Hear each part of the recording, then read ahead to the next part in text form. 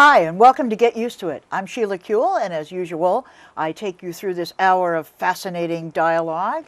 Today we're going to talk about Camp Courage, which may or may not be something that you've heard about, but it is related to the Obama campaign. It's related to the campaign for marriage equality, and yet not. It's its own thing, and I can't wait for you to hear about it. I have two wonderful guests today, Torie Osborn, who at her current avatar is at the United Way as the Chief Civic Engagement Officer.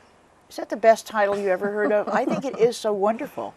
But of course, Torie has been a long-standing activist in the gay community and the women's community, anti-war activism, has an entire history of activism. She was the executive director of the Liberty Hill Foundation, and last year found herself deeply engaged in the Obama campaign as a phone banker, like soldier person, as a volunteer. Torie, welcome as always. Really glad to have you here. And my other guest is Lisa Powell. Lisa Powell is the co-founder of Black Lesbians United. She's been also a longtime activist in the LGBT community and in the African American community, and I'm really happy that you're here. Glad to be here. Torie, let's start with you. I think that people have been hearing more and more that there is such a thing as Camp Courage. People have friends who might have gone to one of the gatherings in either LA and San Diego, in Fresno, in Oakland. So tell us just as an opener, what the heck is Camp Courage? Camp Courage is a 2-day intensive community organizing and political campaign training, hands-on organizing skills. But it's also a kind of empowerment model. It's based on Camp Obama, adapted for the LGBT and allies community, with a focus, with an emphasis on the marriage equality issue. The kind of origin story is that I felt called last summer to drop my life and join the Obama campaign, as did Lisa, and as did our other co-founder who couldn't be here today, Mike Bonin, who works for City Councilman Bill Rosendahl in LA. And all of us, kind of various separately, not even knowing that each other was doing this. I barely knew Mike. I knew him a little bit from my time in City Hall working for Mayor Villaraigosa. So I felt called, dropped my life, ran off and joined the Obama circus. And as part of that, because I was what they called, the campaign called a super volunteer, which meant that you basically dedicated at least 5 or 6 weeks full time to the campaign. As part of that, we went through kind of a mandatory training called Camp Obama. It was developed by Marshall Gantz, who is a Harvard professor and a 40-year student and creator of organizing trainings and methodologies that he's really drawn from the best curricula around of kind of human potential and empowerment, and then hands-on political campaign training. He was, for 17 years, was field director and head of training for Cesar Chavez at the United Farm Workers. He started out in the civil rights movement, Freedom Summer 1964 and so forth. And he's really just one of those geniuses. I'm sure he has many gifts, but his special gift is to develop a leadership training curriculum that very quickly, in 2 days, trains individuals, calls on them, kind of summons their own leadership ability, and then deconstruct, sort of teaches how do you not only learn how to tell your own story. We'll talk more about this later, but the kind of basis of it is that you clear your own channels. You become powerful by owning your own authentic story of why you care about this or that issue. On the campaign, it was Barack Obama, and then, of course, we deal with marriage equality. And then through kind of clearing your own channel and finding your own voice, if you will, learning your own story and learning and grounding your work and your leadership work in your own story, you then learn that relationship building, through telling your story, through looking somebody else in the eye, calls on their leadership, or you develop at least a relationship, and you learn that leadership is about developing other leaderships, it's about building community, and it's about building a movement. So it's not sort of corporate top-down command and control leadership that you're learning. You're learning how to be a grassroots leader. And I actually just read an article that said, where Marshall Gantz said that the Obama campaign was the greatest development of civic capital in American history. And this person says, well, what do you mean by that? And he says the grassroots leaders that were left behind by the Obama campaign, that were mobilized. In the Obama campaign, there were something like 25,000 people who went through Camp Obama. In California, there were 4,000. Now, those folks were so fired up and ready to go. They fanned out, they dropped their lives like I did.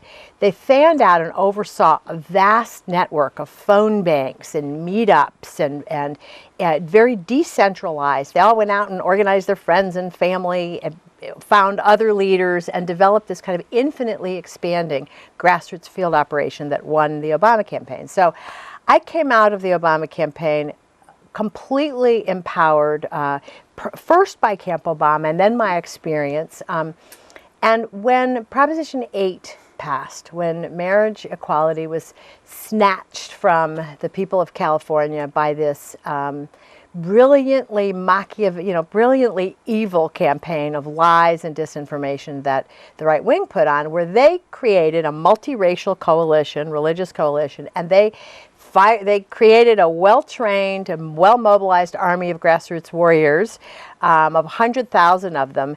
And the No on 8 campaign was,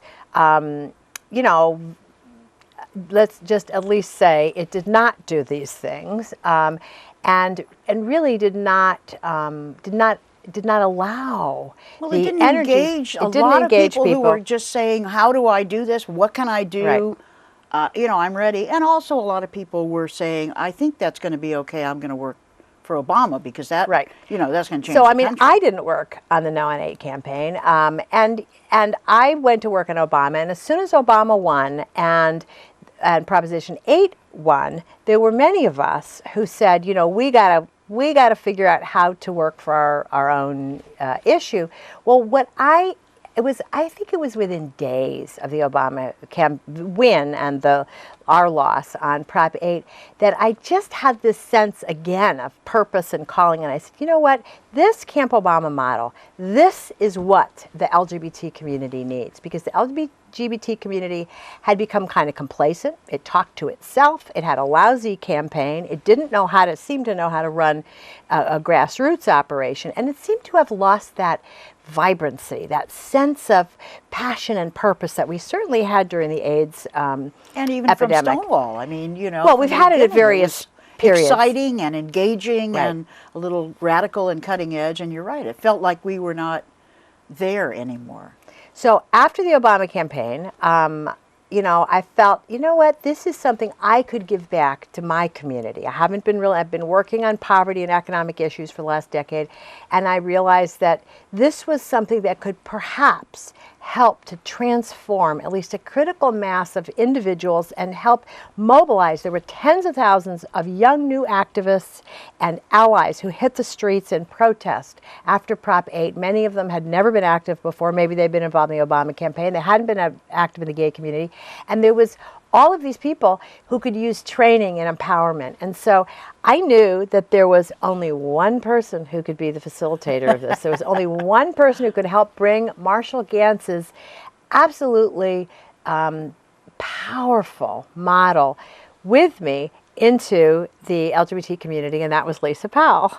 And along the way, Mike Bonin said, hey, I want to work on this too. And he and I started working together. And then I brought Lisa in, and well, that's the rest a great is history. introduction.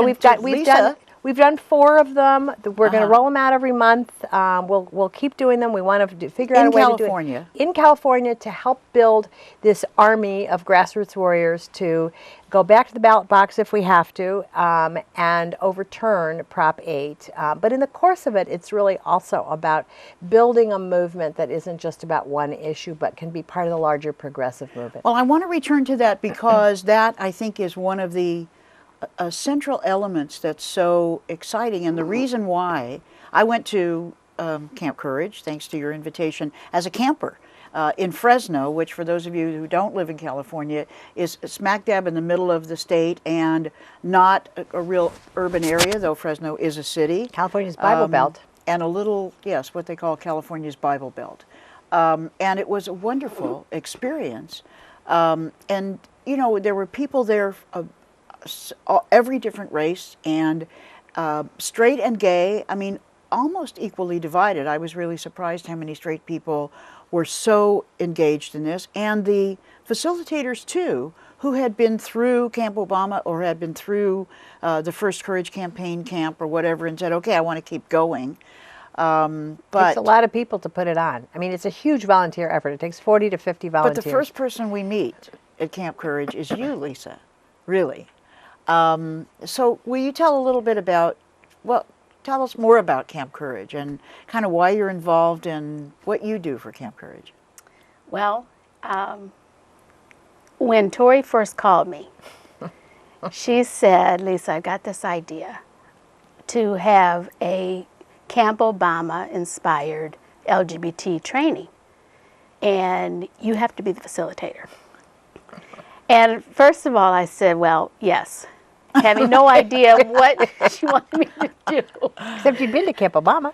Yes, I'd been to Camp Obama, and she said, "Well, you're gonna fill this role by this gentleman named Kuehl." And Kuehl, I cannot do what Kuehl does. And she said, "No, you know, you're the only one who can do it." I said, "Okay, Torie, I believe in you." Okay, and so we did the first one in LA, and it truly was a transformative experience for many, many of the campers, but also for me. I had come off of a really difficult couple of years personally. I was able to just get a lot of healing in the Obama campaign just by being able to concentrate on, hey, I got to knock on these many doors, I got to make these many calls. It kind of took me out of, you know, worrying about myself and what was going to be the next chapter in my life. But then after the campaign was over, here I am, you know, still needing to have a next chapter. And either I was going to go back into the courtroom. I didn't know exactly what I was. As a lawyer, not as a defendant. Preferably. Okay, we just want to make that clear, you know. I might have gone back into the courtroom as to how I was feeling at the time. But no, as an attorney. And so when Torie asked me to do this, what really captured my imagination, of course, was Camp Obama. And being able to continue with the spirit of the Obama campaign, which was all about respect, empower, and include. Mm-hmm. And as a person who had been an organizer for a long period of time, I was completely impressed and inspired by the experience I had working with all kinds of people that were supporting each other, that were, you know, focused on the goal, and it was really it really brought me back to life in a lot of ways, and it brought the organizer back in me. I mean, I had kind of thought after 20 years maybe I had put in my time, and then it turns out no. You know, you have kind of an organizer's, you know, DNA. You know, it's in me. So I am the lead facilitator, and also I do a couple of the trainings. So tell me what it means to, what do you do? I mean, I don't know that people can really, you know, picture it, and I hope everybody watching this show will decide to go through one of the Camp Courage because it's absolutely fabulous. But tell us kind of, what do you do at Camp Courage? What do you do? One of the big things that I think separates Camp Courage from a lot of very good nuts and bolts trainings is the culture and the philosophy. And we spend that first, half an hour or so really cultivating, what is it going to be like here in this room with these, 200, 300 participants? How are we connected to each other? How should we treat each other? So respect and power include for us at Camp Courage is about everybody being seen, everyone being respected, everyone being truly listened to. And so that culture, we make sure that it's permeates the entire weekend. And for many people, I have a feeling that's the first time anybody has ever really cared about them. Well, it definitely felt that way in Fresno. I mean, a number of small cities or towns across America where certainly the gay and lesbian people and their allies feel so battered. I mean, that was the feeling I got from them at the beginning. Not really hostility, not really even, I don't know, blowing it off kind of thing. Just this really feeling down and out. Beleaguered, defeated. Yeah, Beleaguered. and just beleaguered. I mean, literally, like from the outside. But then when you started teaching about the story of self, and I think that it would be... Tell the model. I Tell what the model Yeah, is. tell what the model is. You're a Gans head. Torie says I'm a Gans head, and I am a Gans head. Marshall Gans, who developed Camp Obama, and on whose model this is based, as Torie just explained, came up with what I think is just a masterful, three-part model of public narrative. One part of that being story of self. Story of self. And so the idea behind it is that everyone who is an organizer needs to be able to give public account of themselves, who they are, where they've come from, why they love what they love, what are your deepest core values. With the idea being that people relate to each other based on these core values, and that that we as human beings connect to one another through our values. And how do we know what our values are? It's through emotion. And how do we convey emotion? It's typically through stories. Mm-hmm. So one of the core pieces of Camp Courage is this story of self. And many times, once people start thinking about, well, story of self, I mean, what would be my story? What have been the challenges that I faced? How did I face those challenges? Did I do well facing the challenges?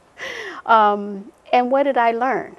So there's kind of an internal arc, just like anything, a good Just story. like any good story. Has a right. plot. Something happens, perhaps unexpected, and then there's a moral.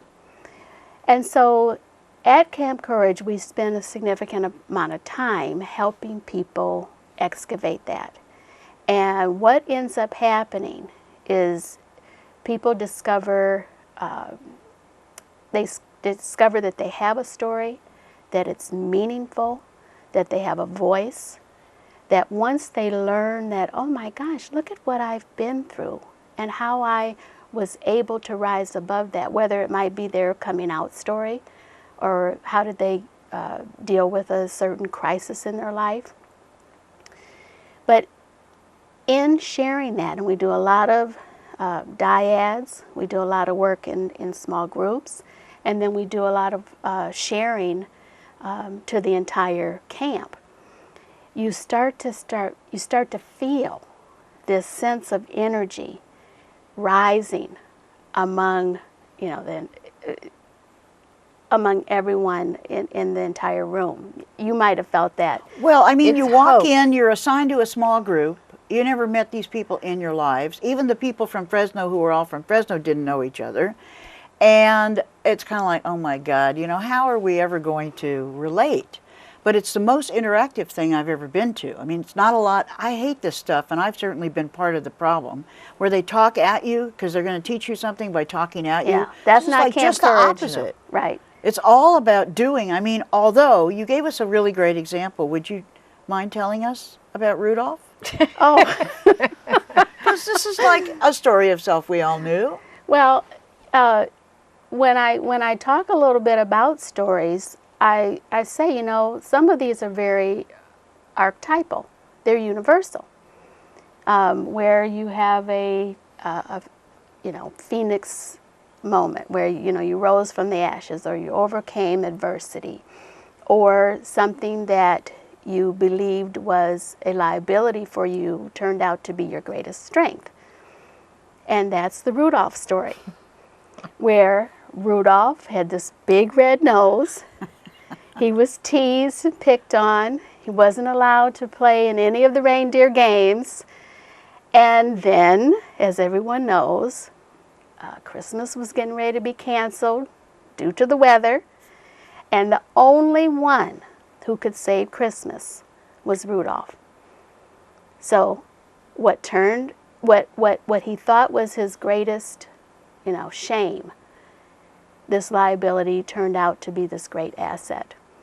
So, And everybody goes, oh, I get it now. But I mean, we really started thinking, because you think, is my story going to be interesting? Am I going to be, should I tell a very heroic story? Like I overcame all these odds and I was the hero. And most people don't, no matter who they are, they don't actually have a lot of those stories. And that's not the most important thing anyway. no, because you're really not looking for drama.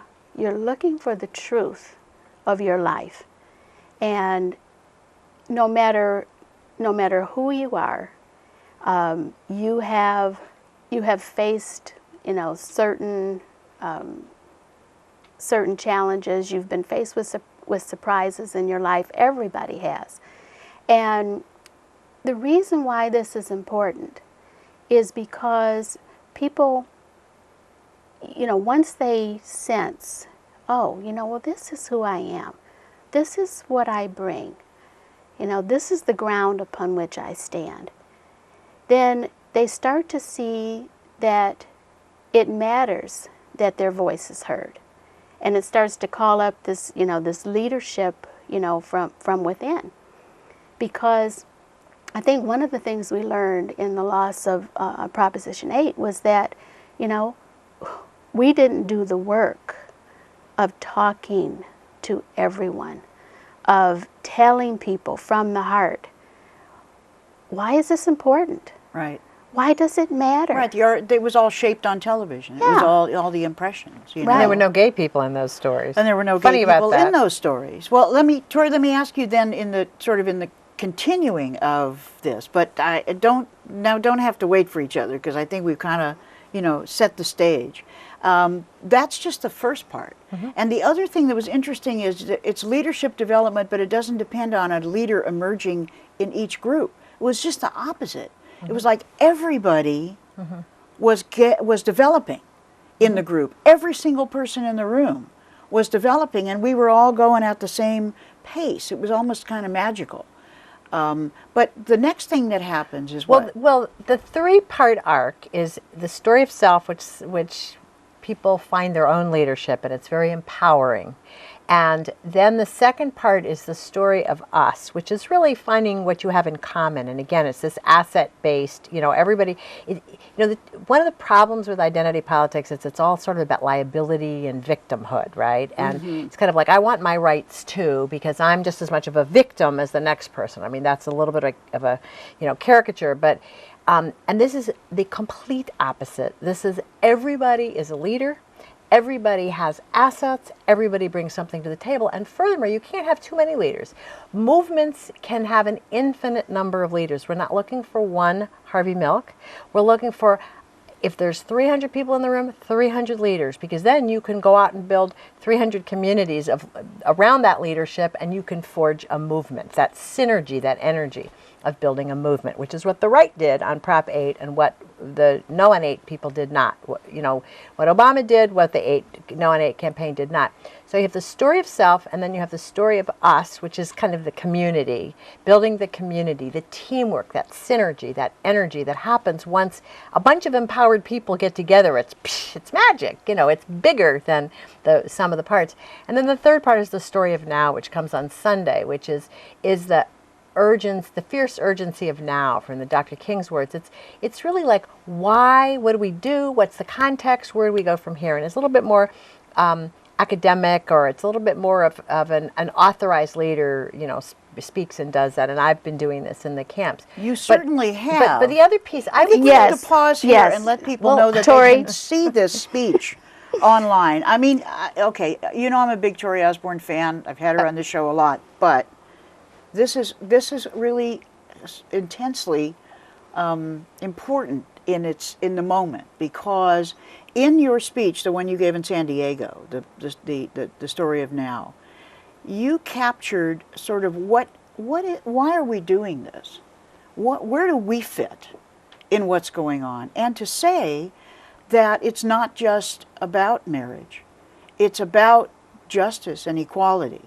And I like when I couldn't quote you directly, we're just but it's another kind of like, American justice issue now. Marriage equality has risen, really. I mean, in a new Obama and era. We're in a essentially different you framed era. it as you're either for equality, right, or you're for inequality. Right. You're for connection, connectedness between people, with the earth, connectedness, responsibility, or you're not. And it's really very simple. And it's getting, in my view, it's become really simple. You're for equality and connectedness, mutual responsibility, or you're for inequality, you're for apartness, separation, and that's it. And that pretty much goes to every issue. So I don't think we need to any longer have kind of a litany or a laundry list of progressive issues. It's like you're with the forces of equality and connectedness, or you're not. And we've been battling against those forces of inequality for a long time. And the immigrants have, and the gays have, and everybody has. But it's time to come together. And I think in an Obama era, this kind of sense of democracy rising, of justice rising, of the higher American journey towards liberty and justice for all, it's happening. We're in a movement moment. We're in a window, whether it lasts 2 years or 10 years or 20 years. But there's something happening. And marriage equality no longer belongs to the LGBT community. And that's people sometimes feel a little ambivalent about that. It's like, it's mine, we want to own it. And I understand that feeling about it, but just as the civil rights movement became an American justice issue, just as other social movements have become an American justice issue, part of the country's unfinished story, really, the larger master narrative of America. There's always been a struggle. It's like you've got your racism, slavery, genocide, and imperialism on the one side. Why are you pointing at me? No, she's just gesturing. It's really okay. It's my Irish. Yeah. You should drive with her when she's talking like this. Oh. And then on the other side, you have this aspiration, the American dream, the magnet of the Constitution, the promise of liberty and justice for all that's never been quite actualized, but every generation brings us a little closer, and every generation of young people usually kind of rises up.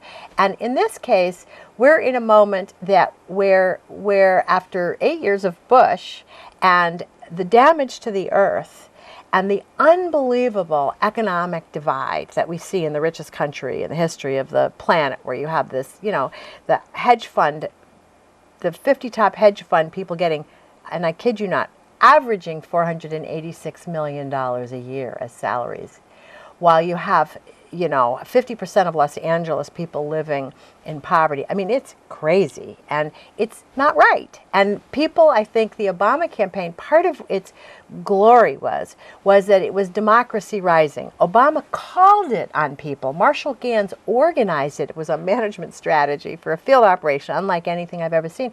But it called on, it became infectious, and people who'd never been involved before, and people whose dreams had died with Martin and Bobby 40 years ago, and people who had been cynical cynical and apathetic, like just walked through and said, I am ready. I'm ready to reclaim patriotism. I'm ready to, to make change. And in that wave, that tidal wave of kind of hope, is the marriage equality movement. And look, even since the election, 2 more states, and just recently, the Maine Judiciary Committee, we're going to have it in Maine, we're going to have it in New York. It's a new world. It's a totally really new world. is a new Totally world. new world. Well, I think your story too about the African American community, in terms of it's not my story to tell, and I only know it from you. But in terms of a march down Crenshaw, in one of the African American communities in L.A., can you say a little bit about that? Because I found it very hopeful. Yes. Not just there, everywhere. But that was kind of cool. It's an example of what has changed just since the election. How clear it is that we are in a post-Obama world. And the way things used to be, expectations, fears that people had, even just before the election, have been blown away. We, black lesbians in Los Angeles in the early 90s walked in a Black History Parade, not a gay pride parade, a Black History Parade. And the streets were lined mostly with all African American people of all ages. And when we marched down that street with our big purple banner that said United Lesbians of African Heritage, people were covering their children's eyes. The street went silent. The disdain was palpable. Well, contrast that with a march that we had down Crenshaw, historic neighborhood in Black Los Angeles, just 4 months after the election of Barack Obama. We got standing ovations. Grandmothers were rising up from their little lawn chairs. All of the thumbs up signs. It was incredible. And we were prepared to take on, jeers, and we were prepared to face whatever, because we had had a very awful experience in the past. But that's not what we saw. That's not what we were greeted with. Something had changed. And we're in that moment where we are going to have to shift our perspective and say, wait a minute, we have friends, we have allies. Like you say, at Camp Courage, many straight people have dropped their lives to say, look, we're going to work with you on this marriage equality. We're going to get that done, and we're going to move on to other issues of justice. And I'm telling you, if LGBT people don't make that shift in their minds and say, look, this is a new day. Straight people will get marriage equality done for us. We'll be on the sidelines and we'll look around. What happened to our little issue? straight people say, look, let's just do it.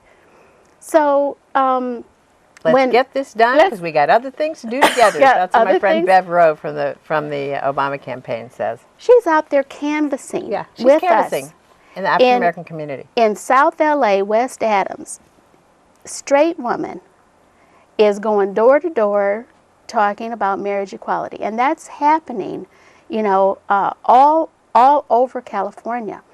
And so, when Torie talks about, and delivers this third piece of the public narrative, story of now, there's a very few people who are authorized to give that piece, and Torie is one of them, based on her age.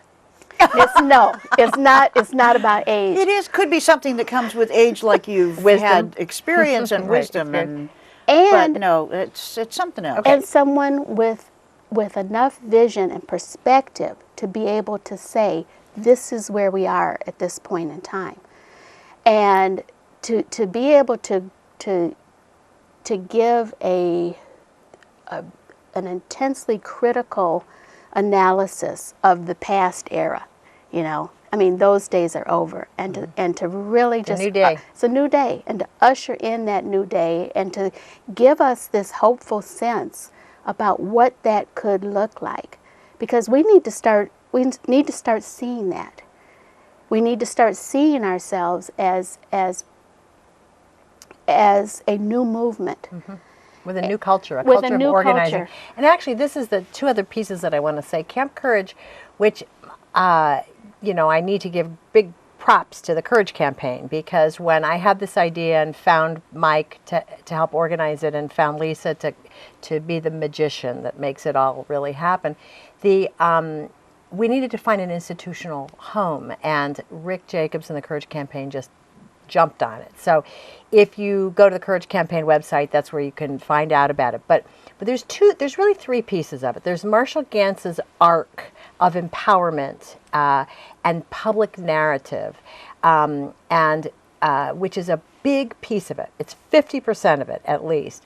Then there's the hands-on training. People learn how to put house parties together, house meetings, really. Think about the old United Farm Workers organizing model, where you use the one-on-ones, where you basically figure out there's something that you want, somebody you want who you think is a leader, and use the one-on-one. It's good old-fashioned one-on-one organizing. Then you learn canvassing, how to go door to door. You learn about tabling, public visibility. We've got a media workshop. We have a leadership development workshop. We have a whole bunch of, breakout Don't forget all the sessions. technology workshop. And the One of my online very organizing, favorites. social marketing, social networking, and online organizing. Yeah, you love that part. I love that. I learned to tweet. And the Courage campaign is great. She learned how to tweet. She learned did. about Facebook. So very cool. we really cover the gamut of hands-on, real-time organizing, community organizing tools. But the third piece of it, and I think this is really central, and this is different from Camp Obama, because Camp Obama was a political campaign. It was to get Obama president. So some of it was transferable and some of it wasn't. And the piece that we've added that's really different is this persuasion training. And it's based on the idea that the LGBT community hasn't been very good at talking to people outside of itself, that it tends to ghettoize a little bit. It tends to become a little bit internal. Even friends and neighbors. I mean, we're just talking about like You mean even throwing garbage at the Mormon temple is not probably the best way to get people to... Yeah, the kind of rage, when you've been hurt, sometimes it's easier to strike out, and sometimes people get stuck in that mode. And we saw this during AIDS activism too. Mm-hmm. And there's outrage, there's moral outrage, which has a kind of a power and urgency that can actually be an organizing tool, vehicle. Or there's rage, which is just about like shuts it down. And I think that what we do is we have these two modules, one on persuasion, that are brilliant, if I say so myself, because Lisa does one of them and another gal does, two women do the other one. And we've really had amazing success where people who have been canvassing for 5 years on this issue. There have been some grassroots groups that, God bless them, have been going door to door, trying to have a conversation with Californians about marriage equality for years, have completely transformed their methodology based on the story of self, based on looking people in the eye, based on the persuasion module, which Lisa leads, between her experience for 13 years as a litigator who never lost a court case, and her experience in the church when she was a kid, she really, and working actually as an organizer in the Black church on marriage equality, she has learned what works and what doesn't work. And there's some subtleties to talking to people who are different. When you're insecure, it's actually easier to get angry. It's like a defensive reaction, a protective defensive reaction. When you're not sure of yourself and you're not empowered, or when you're afraid somebody's going to reject you, it's either you closet yourself or you get angry. And the gay community has kind of been good at activist rage, on the one hand, just expressing itself on the streets and sort of acting out, or being too silent. Mm-hmm. And I think what we do from the hurt, from the hurt, really. And what we do is we walk right through that. We pull on we bring people's power, their higher self up. And then we take them through the training with lots of role plays and lots of practice, chance to practice, and we're having 15%, 7 to 15% conversion rate when people are going door to door with these techniques. I mean, You know, we're it occurs to transforming me with the people. two of you here, and you talked about the two women, you know, doing the persuasion, that maybe all the men who are watching this show are thinking, this is not for guys. This is really, you know, I don't know about this, because Mike, of course, is a big part of this, and he's he a would big say old to guy. you, it's a total man-up thing. I Yes. mean, it really is. Most of, I think, more facilitators are guys. At least at Fresno, I thought. Pretty evenly divided. Pretty evenly. Well, We have trans, bi, straight, you know, gay and lesbian, black, white, brown, Asian. I mean, we've brown, got brown, brown, everybody. brown, various kinds, shades of brown. Right. Yeah. We have everybody, and it's meant for everybody. And I think that's sort of the beauty of it. Frankly, it's America, a little bit more LGBT than mainstream America, and it's really about moving wherever you are, moving you to a place of empowerment where you can become an organizer. And I have to say, I have reclaimed the word organizer, which I was very proud of when I was a kid when I was in my teens and 20s. I was proud to be an organizer, a community organizer, and then I became an activist. And I'm now believing that the word organizer is the powerful word we need to reclaim, as Lisa talked about. Activism can sometimes lead to acting out and acting up, but organizing is when you're trying to change people's minds, when you're engaged in the world outside and bringing them around to our cause. Well, you've both been involved in movements in the past. I mean, you know, a number of different movements. And I've heard you say, Torie, and I know that you have agreed that this is what you called a movement moment. What makes this different? Because I don't think Obama didn't create a movement. I mean, like, as an individual. It's almost Marshall Gans did. Well, but I mean, it's almost like everybody was frozen, you know, waiting for something to turn on their switch. Right. And He turned on the switch. yeah, I mean, did it feel like that to you? Because you jumped into that campaign, and Yes. everybody did, and they weren't making money, and they weren't, you know, doing anything in it, but just feeling good. Well, and I've also heard many people say that from the very beginning, and this is really true with African Americans, from the very beginning, many of us loved Barack Obama. We were inspired by Barack Obama. We knew that we supported him. But many of us were afraid to believe, to just believe. And you know, I've heard a number of people say that him winning Iowa, and all of us all over the country were crying on the couch. I mean, just crying on the couch, because that's when, you know, that hope became energized to, this could happen. We can make this happen.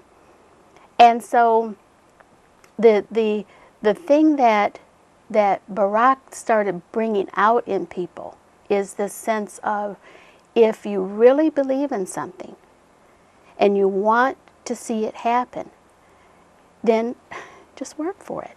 Just get out and do it. I remember I remember writing friends of mine, because they didn't know, you know, should I go with Hillary? You know, I could see her in the Oval Office with stacks of paper, just getting it done. You know, how Hillary can just, she'll just do it.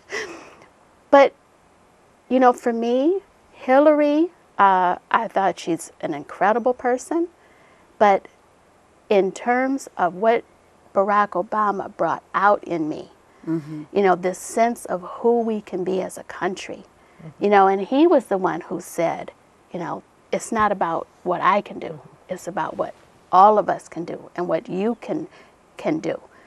This is what just, you know, I think made so many of us join that campaign. Well, it reminded Yeah, I always me. say I showed up. I came because of Barack Obama, but I stayed because Right. of my coworkers on the campaign, Yes. who were the pipe fitters union guy, you know, and the wife of a Hollywood mogul and the Mary Kay cosmetic salesperson and the elementary school teacher. And we were different colors and flavors and classes, and we came together. And I really believe this, that Barack Obama was smart enough to tap into a latent moral hunger. Yes. It's like we had been under a spell. Right. George Bush had put us under a spell, and the right wing had railroaded, since Reagan, frankly, had railroaded this agenda of inequality and imperial arrogance, and then, environmental destruction. And people were taken aback, and we were divided and conquered, and we didn't know how to summon what was possible. And Barack Obama summoned out in us, and then we did it for each other. Right. I mean, I didn't even need to go back to the inauguration. A lot of people felt the pull to go back to Washington. To me, it was like, but I will tell you that I did feel the need to continue the energy. And when I saw how battered the gay community was and how hurt and how badly they had mangled it, and I'd seen brilliant leadership by ordinary people all over Nevada and California. And then I saw these brilliant leaders, executive directors of my own community's organization, who I know are excellent executive directors, so mangle a political campaign that we should have won. And it was like, wait a minute, we can do this. Right. I've seen it happen. Right. We can bring the same power, the same techniques, the same training, and the same yes, we can. There's actually research that shows that what hope does in your brain chemistry is it makes you think more clearly about solutions. I'm not making it up. It's not something ethereal or religious. It's that thing with feathers in the soul. Right. It is that Right. Emily Dickinson. Emily Dickinson said it perfectly. But you know what it reminded me of, too, when you were talking about how African-American people really loved Barack and really believed in him and were inspired by him, but couldn't believe that it would happen. And therefore... And look, we got marriage in Iowa, too. It's all about Iowa. Well, wait, but it was the same. That's what I was going to say. It's kind of like gay people who said, not very long ago, before San Francisco, frankly, just give us who civil needs unions. It? Who needs it? We'll take civil unions. Oh, please. I mean, we were afraid to hope Right. for the whole enchilada. Yeah. In the same way that the Now we got to get African-American Barack to community... come out for and it. And it was Imagine. all about Iowa, and then they said, look, white people voted for him. We 97% can white. do this. All right, now we just got to get And Barack now we've got to straight people come voting out for for marriage us. equality. Right. That'll be good for I think he will. You know, he did early on in Illinois, didn't he? He said that he was for he did, marriage actually. equality. Yes. He sort of All right, we're going to tacked stand the other outside way. and hold his quote up. You in know- front Yeah, of we them. got to deal with don't ask, don't tell first. And The well. other thing, when you look at this and you look at the changes that have happened just since the election, and the opportunity that we have to really transform our community, I think that if we had prevailed on Proposition 8, we would not have had the opportunities that we have now in terms of doing the deep organizing that we hadn't done, about building relationships with people that we haven't built relationships with in the past, quite frankly, dealing with some of the racism. and I've never seen such racism in the gay community. it was all exposed. It was unbelievable. When- Ugly. You mean after Prop 8 Yes, when they after said it Prop was 8. the black community that Right. did this? There was and one there was no facts mistaken to support poll, one Right. mistaken exit poll Right. that was quoted. I'm not even going to say it because I'm sick of it. Repeated over and over and over again. But it set off a chain reaction. I heard people talk about Barack Obama in such racist terms. I heard them talk about, people, I saw white, gay men in public demonstrations be so racist, and Latino gay men too, I want to tell you. And I've never seen it before. I mean, I know there's Isn't it racism. much easier to blame the other than to say Yep. my community screwed up? Well, Right. and here's the thing, because we saw it and it was revealed under these, the stressful situation of The veil was pulled back. the veil was pulled back. It shows what has already been there and what we have to deal with if we are truly going to be a community that cares about justice. I mean, there's only certain place that we can go. I mean, it's going to be limited unless we can actually deal with some of these things. So our loss in many ways is an opportunity. And I think it would have taken 25 more years for us to have a chance to really, you know, transform ourselves, transform our community, and really build a justice movement. So, So we've been seeing more people show up for API equality, Asian Pacific Islander equality did this brilliant community organizing strategy over 3 years. They have more volunteers now since the election. We have seen this influx of thousands of young new people onto the streets, young professionals, young people of all colors. We've seen more Black Lesbians United has come into being. Post-Obama. Honor Pack, a whole bunch of Latino Equality Alliance, never existed before. You've got these canvases coming out of the Courage Campaign, Marriage Equality, doing door-to-door canvassing. Thousands of people in California are having a conversation, and we don't even have a campaign yet. They're having a conversation before we even actually go into campaign mode, having the opportunity to look people in the eye, tell their stories, and move the needle 15%, 10 to 15%, and deal with some of the blogs that we've seen coming out of Camp Courage by, brave white people talking about how they had a prejudice against African Americans and that came out in spades, as it were. That was beautiful. And then this woman just blogs, and she just said, just seeing all of these facilitators who were African American and being able to, it healed her. She just got over. She goes, it's time for me to let it go, and she let it go, and she's moving forward. To be fair, we have just come out of more than 25 or 30 years of success by the right wing in using splintering techniques, right, in using everybody against everybody.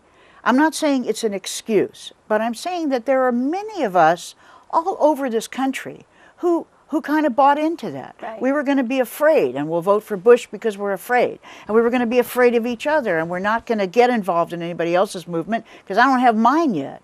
And what is happening? The African American community and the Latino community have lost a lot in the last 20, 30 years between the criminal justice, the young Black and brown guys going to prison instead of college, and there's been a resentment. It's been kind of a class resentment against the white gay community. But what does that, and we only have 5 minutes now, so I want you to both think of the one thing you haven't said yet that you really want people to know about.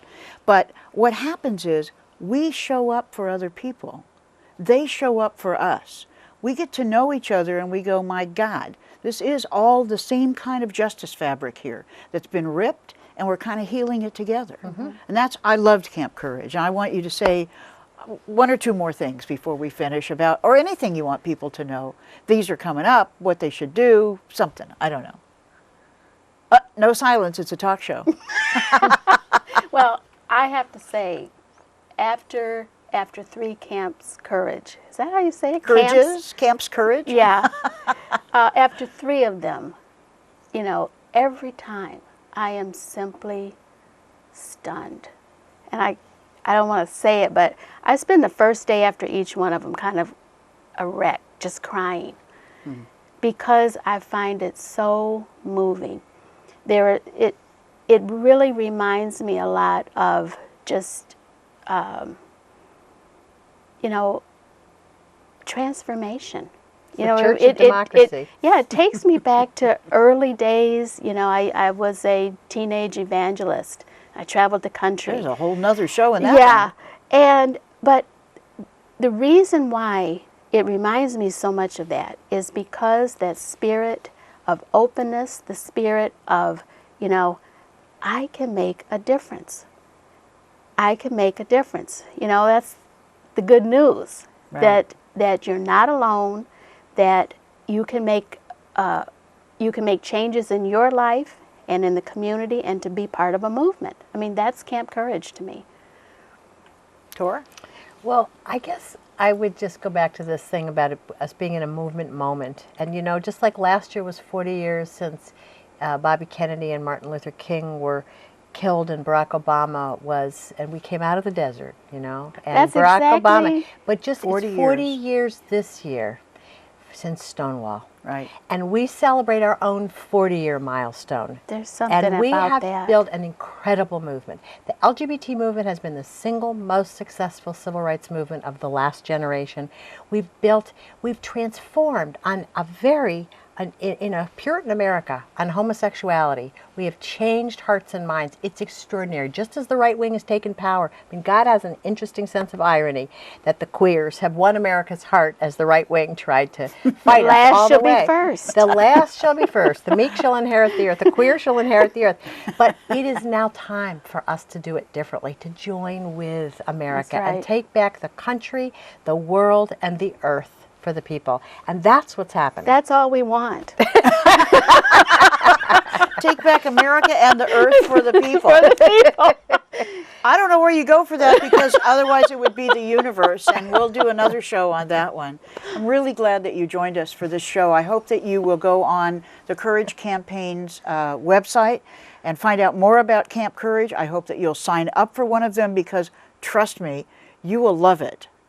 It's just a life-changing experience in the very best sense. Magical. And, you know, this is a new time for this country, and it's a new time for our community. You know, we might have come here on different ships, but we're in the same boat now. So get used to it.